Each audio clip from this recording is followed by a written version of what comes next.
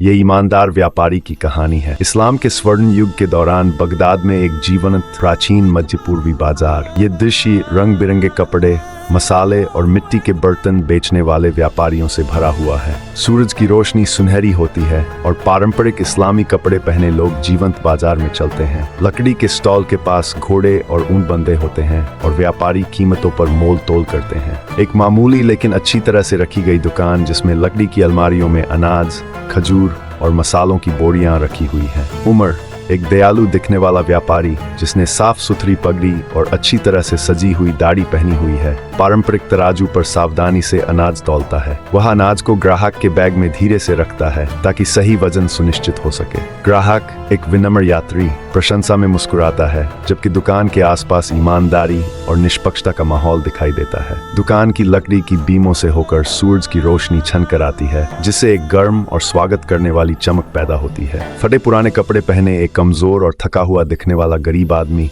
मुट्ठी भर छोटे तांबे के सिक्के लेकर दुकान में आता है। उसकी आंखों में हताशा दिखाई देती है क्योंकि वह घबराकर उमर से पूछता है कि क्या वह अपने पास मौजूद थोड़े से पैसे से कुछ खरीद सकता है। उमर गर्मजोशी से मुस्कुराते हुए अनाज का एक पूरा बैग उठाता है, बिना किसी हिचकिचाहट के उसे उस आदमी को थमा देता है।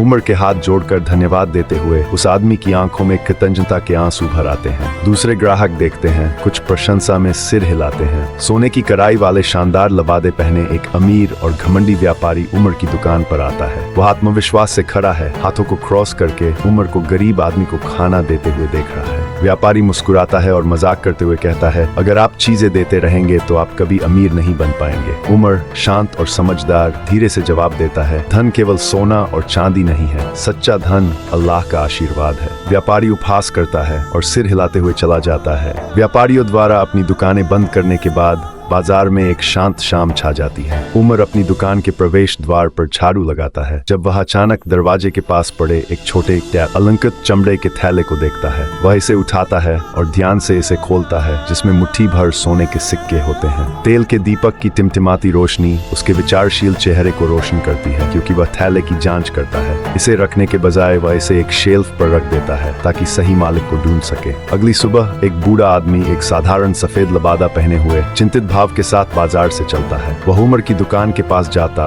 उनके आसपास की भीड़ हैरानी से देखती है और उमर की ईमानदारी की तारीफ करती है। बूढ़ा आदमी अचानक सीधा हो जाता है, उसका व्यवहार बदल जाता है। वह अपना बाहरी वस्त्र उतारता है जिसके नीचे आलीशान कपड़े दिखाई देते हैं। वह भेष में एक रईस है। वह उमर की ओर मुस्कुराता है और कहता है, मैं लोगों की ईमानदारी की परीक्षा ले रहा था।